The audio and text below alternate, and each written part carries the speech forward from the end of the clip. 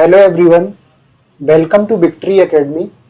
आज हम लोग रेलवे एनटीपीसी के लिए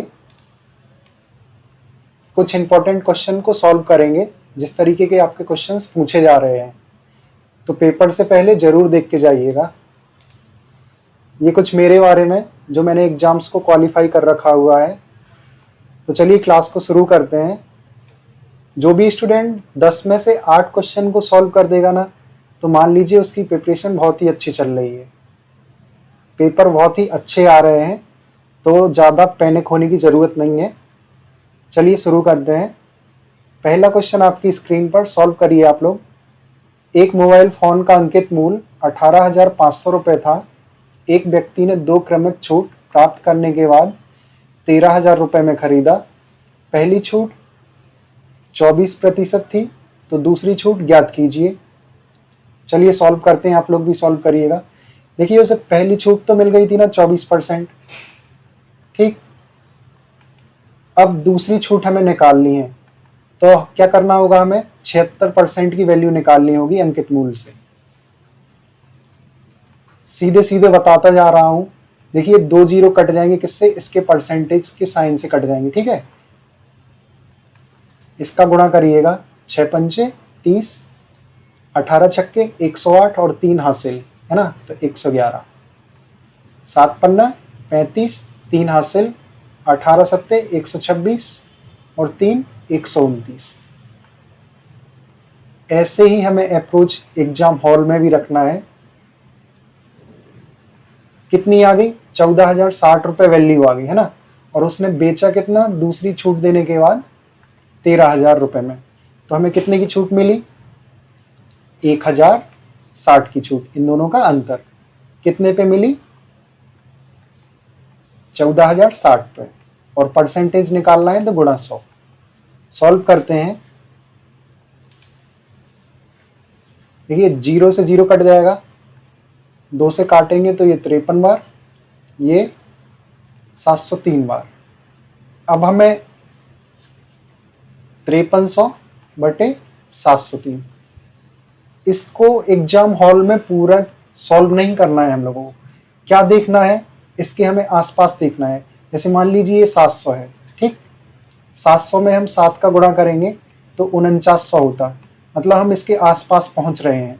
तो सीधे देख के 7% प्लस में आंसर जाएगा, तो सीधे देख के ऑप्शन नंबर डी आपको टिक कर देना है और आगे बढ़ जाना है। यही अप्रोच आपको एग्जाम हॉल में भी लगानी है ना।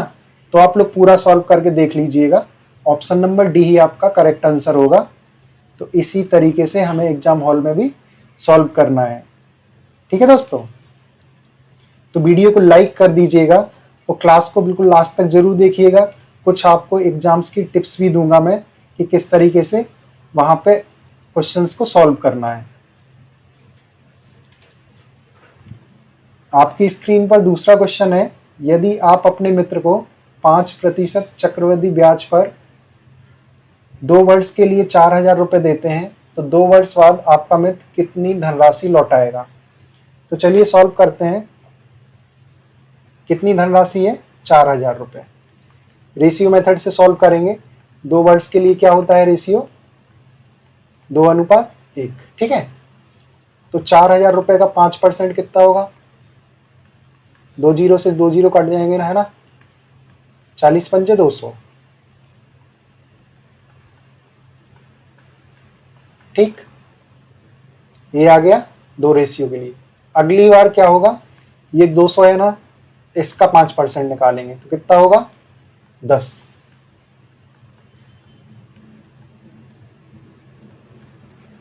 ये 410 रुपये हमारा क्या निकल आएगा? चक्रवृद्धि ब्याज, ठीक है। और क्वेश्चन में हमसे क्या पूछा है? क्वेश्चन में धनराशि पूछी है। मूलधन कितना था? 4,000 और ब्याज कितना मिला? 410।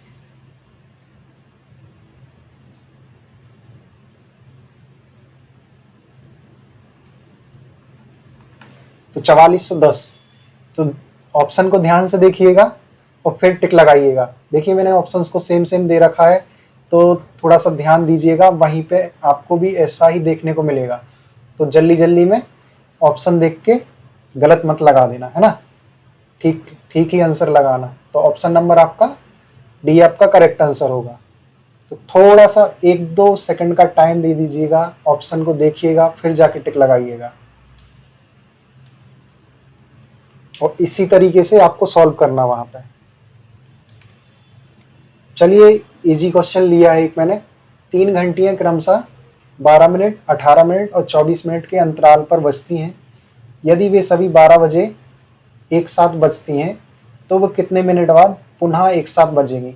तो देखिए, इस तरीके के क्वेश्चन को हमें देखना है और याद मन में कैलकुलेशन करके सॉल्व करना है। कैसे सॉल्व करना है, हमें इस क्वेश्चन में क्या करना पड़ता है, लघुत्तम लेना पड़ता है, एलसीएम। तो तीनों का लघुत्तम 12 और 18 और 24। तो सोचो क्या हो सकता कि 24 दूनी 48 और 24 थी 72। तो 24 72 भी होता, 18 चौक 72 भी होता और 12 छंग 72 भी होता। तो इसका आंसर हम सीधे देखते ही क्या लगा सकते थे, डी ऑप्शन हो जाएगा। देखिए, मैंने कुछ नहीं किया है, 12, 18 और 24 का क्या लिया, लघुत्तम लिया, एलसीएम कितना होगा 72। तो 72 मिनट बाद एक साथ बजेंगी, है ना। तो ऑप्शन नंबर आपका डी करेक्ट आंसर हो जाएगा। ठीक है दोस्तों, इसी तरीके के क्वेश्चंस पूछे जा रहे हैं। अगला क्वेश्चन आपकी स्क्रीन पर, 440 रुपए की राशि को 3 व्यक्तियों के बीच 7 अनुपात 17 अनुपात और 16 अनुपात में वितरित किया गया है। वितरण में सबसे बड़े और सबसे छोटे, क्या बोला गया, सबसे बड़े और सबसे छोटे हिस्से के बीच का अंतर ज्ञात कीजिए। राशि हमें कितनी दी गई है, 440 रुपए। टोटल में टोटल का डिवाइड करेंगे तो रेशियो का टोटल क्या होगा, 7 दूनी 14, 14 6 20 और 2 कैरी और 40, है ना। 0 से 0 और कितनी बार कट जाएगा, 11 बार कट जाएगा। ठीक, अब क्या बोला कि सबसे छोटे और सबसे बड़े रेशियो के बीच का अंतर। तो सबसे बड़ा कितना है 17 और सबसे छोटा कितना है 7। इन दोनों का अंतर कितना है 10। इन दोनों ही का अंतर पूछा है हमसे, कितना हो जाएगा 110 रुपए। यही आपका करेक्ट आंसर होगा, ऑप्शन नंबर ए। अगले क्वेश्चन पे चलते हैं।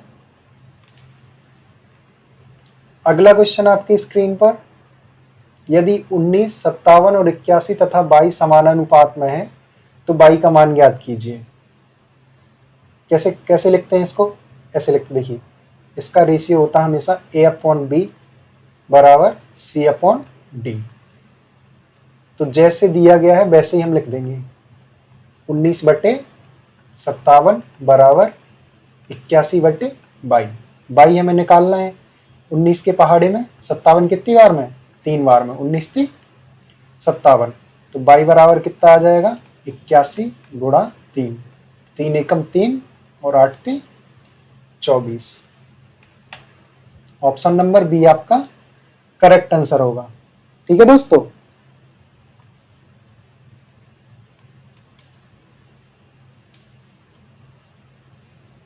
चलिए अगले क्वेश्चन पे चलते हैं। हाँ, ये क्वेश्चन थोड़ा अच्छा है। किसी बिक्री में एक व्यापारी कई छूट स्कीमों की पेशकश करता है, ठीक है। निम्नलिखित विकल्पों में से सबसे अधिक छूट प्राप्त करने वाली स्कीम का चयन कीजिए। देखिए, इस तरीके के क्वेश्चन को हमें ऑप्शन से सॉल्व करना पड़ता है और चारों ऑप्शंस को लेके सॉल्व करना है। और मैं जो तरीका बताऊंगा वो सबसे बेस्ट तरीका होगा, आप कम से कम टाइम में इसे सॉल्व कर पाएंगे। बस इस फॉर्मूले को याद रखना और मन ही मन में कैलकुलेट करके हमें लगाना है। जैसे मैं आपको मन ही मन में बताऊंगा, आप ध्यान से सुनते जाइएगा, ठीक है। ऑप्शन नंबर मैंने पहला लिया ए, ठीक है। 2 वैल्यू दी गई हैं, 8% और 12% की 2 क्रमिक छूट। अब मैं इस फॉर्मूले में इन 2 वैल्यू को पुट कर रहा हूं, तो ध्यान दीजिएगा, मन ही मन में आप लोग खुद ही कैलकुलेट कीजिएगा। देखिए, एक बार मैं बता देता हूं कि x की वैल्यू 8 और y की वैल्यू 12 में ले रहा हूं। इधर पे मैं वही रखूंगा। तो फॉर्मूले में पुट करिएगा 12 और 8 20, है ना। 20 माइनस x गुणा 22, 12 अट्ठे कितना होता 96। तो क्या हुआ ऑप्शन नंबर पहले में 20 माइनस 96/100, ठीक है। तो सॉल्व करेंगे इसे इधर पे, तो 20 माइनस 0.96, मतलब ये क्या 20% से कम, कम की छूट मिल रही ना इसमें, 20% से कम, इसे घटाएंगे तो 19.04 आएगा ना, ठीक। ऑप्शन नंबर बी को आप मन ही मन में कैलकुलेट कीजिए। उसने क्या बोला 10% की 2 क्रमिक छूट, इस फॉर्मूले में पुट करिएगा। 10 और 10 20, और 10 और 10 गुणा करेंगे तो 100, तो 100 से 100 कट जाएगा कितनी बार में, एक बार में। तो क्या आ जाएगा 20 माइनस 1, मतलब कितने परसेंट की छूट मिलेगी बी ऑप्शन से, 19% की। सी ऑप्शन पे चलेंगे ऐसे ही, x प्लस 22, 10 और 11 21, 21 माइनस 11.110, 110/100 ऐसे आएगा ना, 110/100। तो 0 से 0 कट जाएगा और ये इससे इधर पॉइंट आ जाएगा, ठीक है। तो ये कितना हो जाएगा आपका, 21 में से 1.1 को घटाएंगे ना, तो ये 9 कैरी इधर आ जाएगी, 19.9%। तो देखिए ये कितना आ गया 19.9%, बी कितना था 19%, ए कितना था 19.4%। तो ऑप्शन नंबर आपका डी बिना सॉल्व किए आंसर आ जाएगा ऑप्शन नंबर डी, क्योंकि ऑप्शन नंबर डी आपको सबसे ज्यादा डिस्काउंट दे रहा है, कितने का 20% का। तो इस क्वेश्चन को कैसे करना है, मन ही मन में कैलकुलेट करना है और जल्दी से करना है, जितने जल्दी हो सके, है ना। आपने देखा कि इस फॉर्मूले में मैंने पुट किया और मन ही मन में कैलकुलेशन करके सॉल्व कर लिया, और जैसे ही देखा कि 20% एक एकल छूट दी गई है, तो वो आपका देखते ही आंसर हो जाना चाहिए था।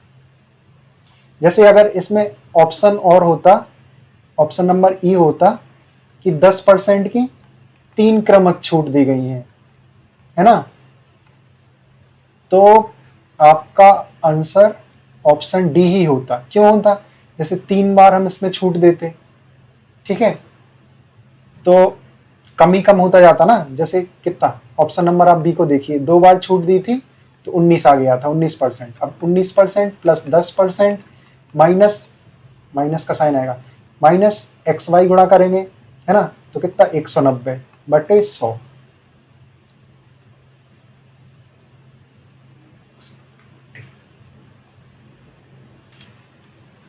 थोड़ा अपना भी दिमाग लगाइए, मैंने बोल दिया डी, तो डी है आंसर नहीं होगा आपका। आंसर फिर क्या हो जाता, फिर ई ही होता, क्योंकि 3 छूट दी गई है ना। तो 19 और 10 29, 29 तो इधर आ जाता, 0 से 0 कटता, और 1.9 ये कम करते हैं हम लोग, है ना। तो कितना हो जाता, इसमें से हम घटा ही नहीं,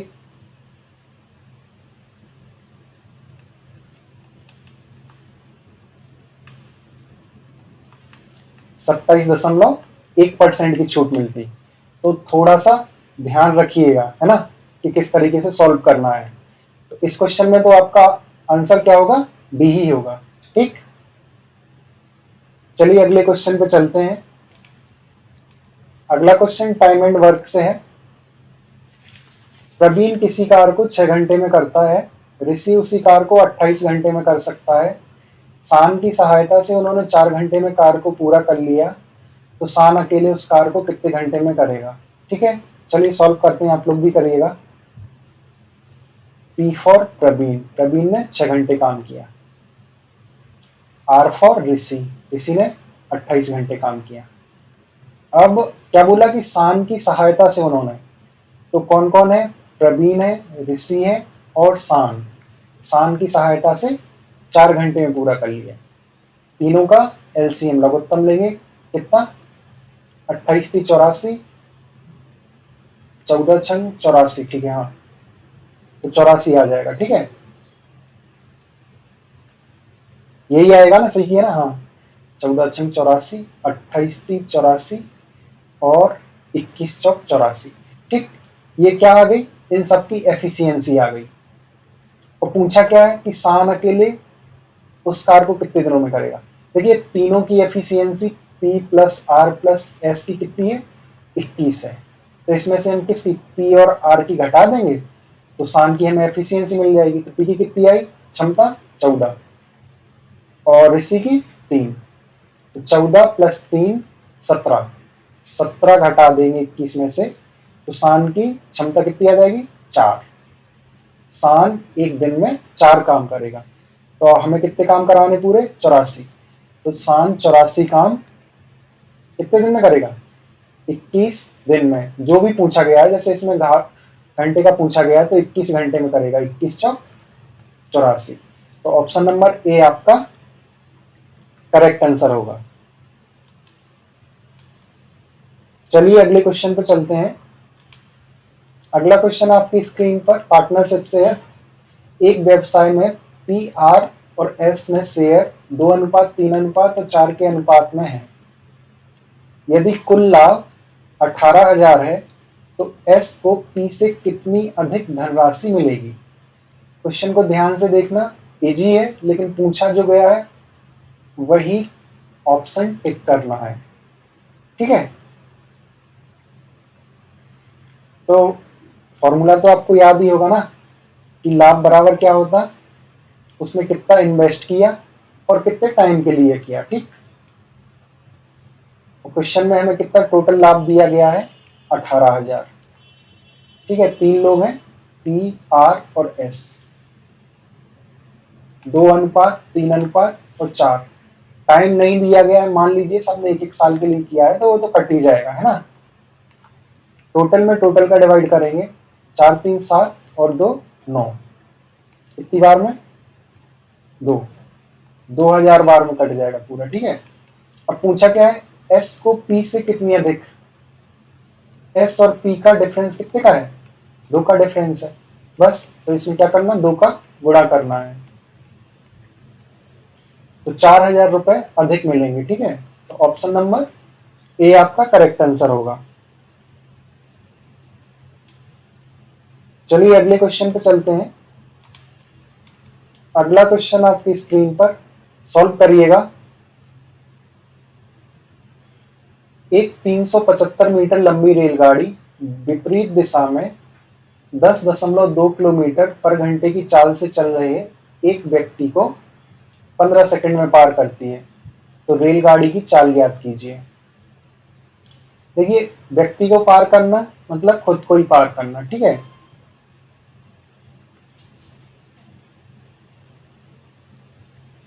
लेकिन स्पीड तो होगी ना व्यक्ति की। तो चलिए करते हैं। क्या बोला कि 15 सेकंड में पार करते हैं। थोड़ा सा फॉर्मूला आपको थोड़ा सा रिकॉल करा दूं, याद तो हो गई कि दूरी बराबर चाल गुणा समय होता है। तो इसी के अनुसार हम लोग करेंगे। दूरी कितनी? 375। देखिए रेलगाड़ी की स्पीड ज्यादा होगी, ऐसे लिखेंगे। ठीक है, और विपरीत दिशा में जा रहा था ना वो व्यक्ति, उसकी स्पीड x मान ली हम लोगों ने। ठीक, कितने सेकंड में पार किया? 15 सेकंड में।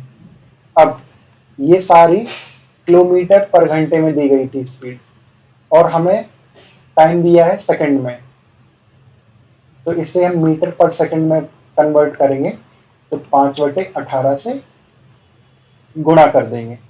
चलिए आप लोग सॉल्व करिएगा। 3 से काटेंगे, 3×5 = 15, 3×6 = 18, 5 से इसको काटेंगे, 5×7 = 35 और 5×5 = 25। इसको काट देंगे, कितनी बार में कटेगा? 15 बार में। 15.75 है ना। तो 10.2 प्लस x बराबर 15 छक्के कितना हो जाएगा? ये 90। यही होगा ना। बस इसमें से इसको घटा देंगे, इसमें से इसको क्या कर देंगे? घटा देंगे। तो कितना आ जाएगा? 79.8।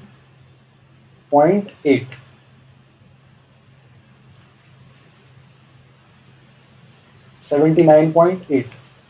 तो ये क्या, अभी आपको क्या निकालना था? रेलगाड़ी की चाल।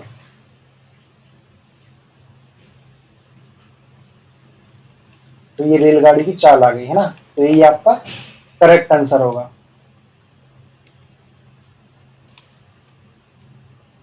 चलिए अगले क्वेश्चन पे चलते हैं। अगला क्वेश्चन आपकी स्क्रीन पर सॉल्व करिएगा।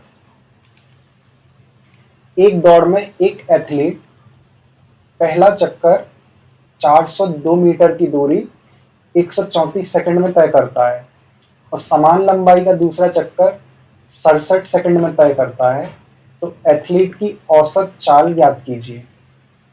तो सबसे पहले तो पहला चक्कर उसने कितना 402 मीटर का है, 134 सेकंड में लगाया है, ठीक है। तो इससे क्या निकल आएगी, उसकी पहली स्पीड निकल आएगी। कितनी बार में कटेगा ये, 3 बार में कट जाएगा। कैसे, गुणा करके। और कैसे, 134 गुणा 3 करके देखिएगा, आ जाएगा 3 चौके 12, 13 3 39 और 40, कट गया ना। तो पहली स्पीड कैसे, 3 मीटर पर सेकंड।